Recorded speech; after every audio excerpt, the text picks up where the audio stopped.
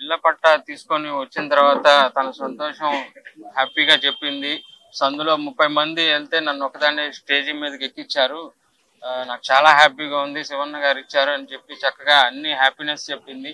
ఇంకో వీడియో వాళ్ళ ఫ్రెండ్తో తీసిన వీడియో చూపించింది, మాట్లాడింది, ఇంటర్వ్యూ చూపించింది. బాగుందన్నాను, అది అన్నాను. తర్వాత మరుసటి రోజు నుంచి వీడియో పోస్ట్ అయిన సోషల్ మీడియాలో పోస్ట్ అయిన తర్వాత దగ్గర నుంచి బ్యాడ్ కామెంట్స్ అనేవి వచ్చినాయి.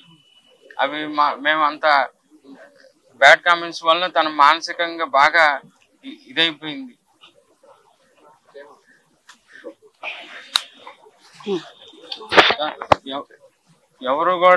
ఎవరు చెప్పించలేదు, ఎవరితోనూ చెప్పలేదు. అందరూ తన మనస్ఫూర్తిగా నిజంగా తన మనసులో మాకు ఆ పథకాలు నిజంగా అందినాయి కాబట్టి మనస్ఫూర్తిగా చెప్పింది. తనకి జగన్ అన్న అంటే గౌరవం, శివన్న అన్న గౌరవం, అందరూ గౌరవం.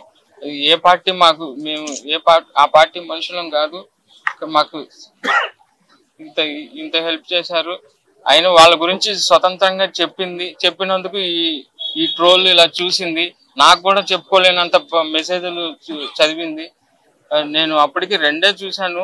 2 చూస్తేనే నాకు మనసుకి బాధ వేసింది. కానీ ఎన్నో వందలు మెసేజ్లు వచ్చినాయి అని చెప్పి అన్నారు. నేను అవి కూడా చూడలేకపోయాను. నేను ఇలాంటి పరిస్థితి ఇంకెవరికి రాకూడదు. ప్రతి ఒక్క కామెంట్ పెట్టిన వాళ్ళు ప్రతి ఒక్కరికి శిక్ష పడాలి.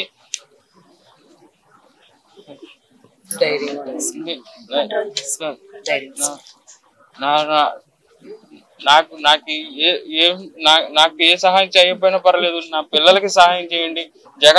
జగనన్న గారిని చూద్దామని కూడా నాతో చెప్పింది మా ఆవిడ. ఇక్కడ నిమ్మకాయల ఆటలో కూడా మీటింగ్ జరిగితే మేము వెళ్ళలేకపోయాం, మేము అంతా చేయలేకపోయాం. నేను బ్యాడ్ కామెంట్స్ దయచేసి పెట్టమాకండి. ఇంకో కుటుంబం ఇలా వీధికి పడకూడదు, దయచేసి నేను చెప్తున్నాను.